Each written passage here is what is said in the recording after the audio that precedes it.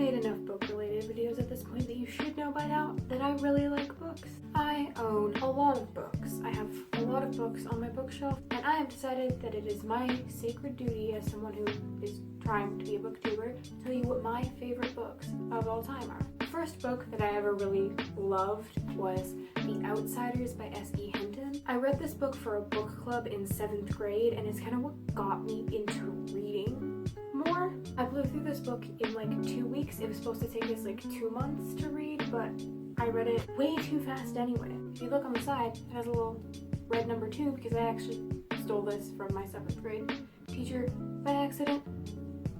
And there's more if you're watching, I'm sorry. If you don't know what The Outsiders is about, what rock have you been living under? This book's been out for a hefty amount of time. You should know by now. But if you don't, it's about a boy called Ponyboy who is a greaser. There's this like rival group of kids called the Socias who are the more wealthy, well-off kids, and Ponyboy and his friend Johnny go on this big epic adventure throughout the book. It's very good, very sad. It holds a very special place in my heart for being one of the first books I ever really loved. Next up is a book I've definitely talked about before, but I still feel we need to talk about again.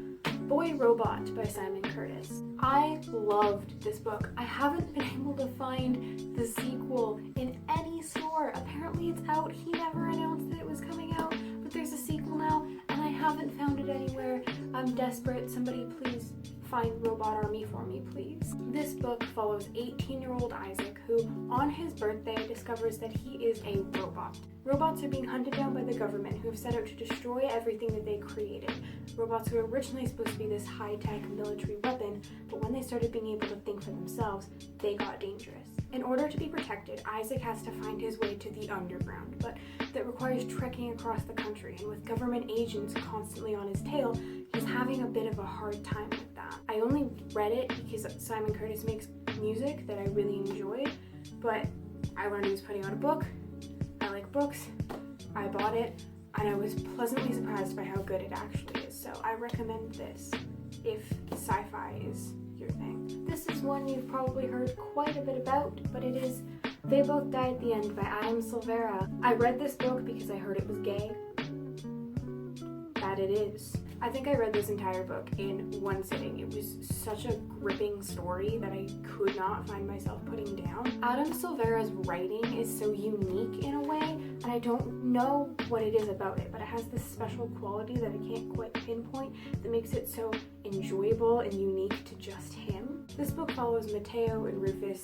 They live in this world where on the day that you're supposed to die, you get a call from Deathcast telling you that at some point in the next 24 hours, you are going to die. They don't know how, they don't know when, but they know that it's going to happen. Because it's their last day on Earth, Mateo and Rufus both sign up for this app called the Last Friend app to help you meet friends on your last day. They end up meeting each other and go on this crazy adventure of the two of them trying to live their lives to the fullest in the last little bit of time they have.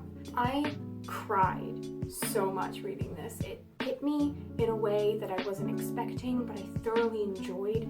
This book is just so amazing, and I highly, highly recommend it. If this is something you think you'd be interested in, you're gonna be interested in it. Read it. I don't actually have a physical copy of these books because I lent them to my sister, but next is the Maze Runner series by James Dashner, more specifically, The Death Cure. I just finished rewatching the Maze Runner movie trilogy, and that inspired me to reread the books. The books are just as good as I remember them being the first time, but the book that will always stand out to me is The Death Cure. That book scarred me for life.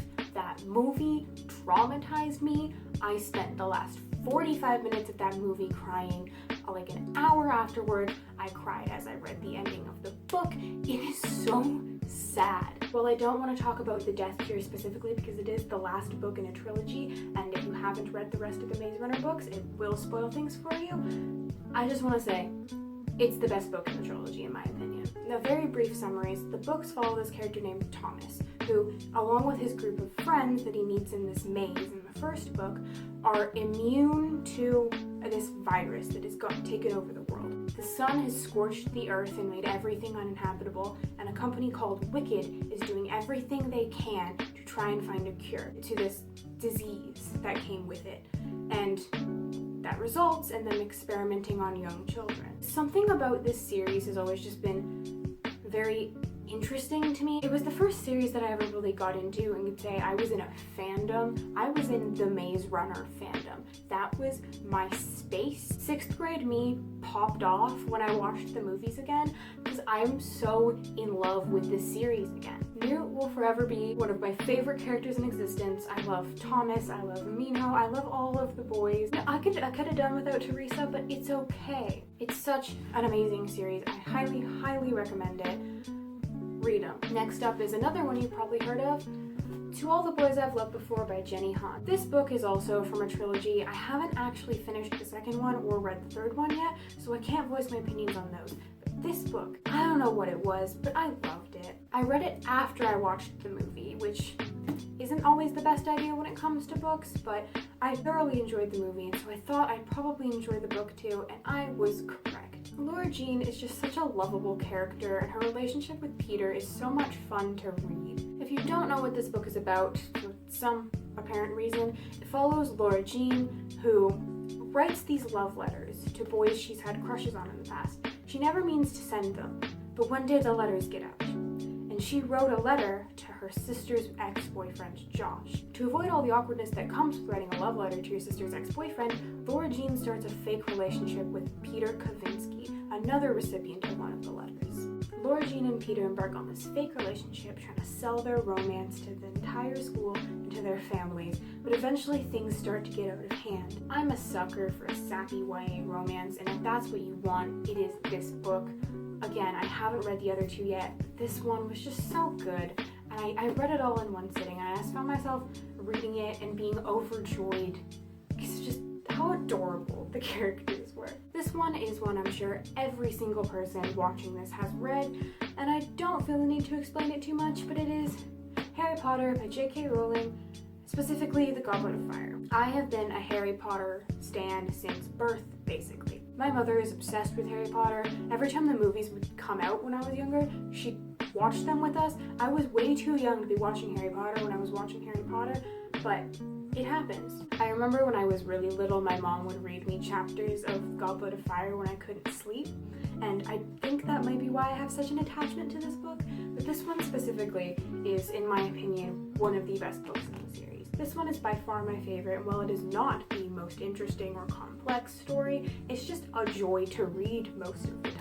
This one, in comparison to the other books, is just fun for a lot more of it than the others are, and I really, really enjoy that about it. While I do love the dark and gritty themes of the later books, this one just, something about the enjoyment of this Triwizard Tournament. I mean, yeah, Voldemort comes back and he kills Cedric Diggory. Sorry for the spoiler if you haven't read it or seen it, but, like, what are you doing? Sure, all of this bad stuff happens, but for a large majority of the book, it's just Harry worrying about this Triwizard Tournament and having a fun time with his friends, and I really, really enjoy that. And last but not least, this is definitely not an unexpected book for anyone who actually knows me, but it is The Shadowhunters Chronicles by Cassandra Clare, more specifically, The Mortal Instruments, more specifically off of that, City of Lost Souls. This book is my favorite, not just because it has Alec on the cover, although I do love my boy Alec Lightwood. This one just drew me in more than the other ones did, and I've had so much fun reading this one. I read this one all in one go, and it just, something about it was so interesting to me in comparison to the other ones, because while the other ones are also all amazing books, this one is the best one, if you ask me. I love the entire Shadowhunters Chronicles, but The Mortal Instruments will always have a special place in my heart. I read the books a long, long time ago, then I watched the show, and I loved the show so much. I bought and reread the books after having watched the show, and I can say I enjoyed both equally. Don't come for me, Shadowhunters book stans. I'm sorry, but they're both good. Get over yourselves. This book is just so good. I love it so much. All of the characters are so lovable. The plot is so interesting. This one gives us some more emotion than the other ones do. It gives us more depth to the characters and the relationships. And it's so good. It's a brilliant, brilliant story, and I greatly appreciate Cassandra Clare for writing such an amazing book series and continuing such an amazing book series. I am very much looking forward to every other book she plans on putting out in the future. If you don't know what this series is about, it's really hard to explain at this point, especially considering I'm talking about this one specifically, and it is the 5th book in the series. So read them if you like fantasy books, and if you like redheads. No, that's not a valid selling point. That is all the books that I have thought up. I'm probably gonna kill myself in editing because I remember something that I really wanted to talk about and didn't end up talking about. I just got an Instagram notification and that's very distracting. I'm sorry. I highly recommend you read any of these books, but you don't have to. These are just my opinions and my favorites. You do you. Read whatever you want. Enjoy whatever you want. Let me enjoy the Shadowhunters TV series, and I'm trying here. Subscribe if you want to hear more talking about books, because I guarantee I'm going to do even more of that in the future. I love talking about books. I don't make enough book-related videos. I have been talking to this camera for 20 minutes. I should leave. I hate myself. Okay, bye.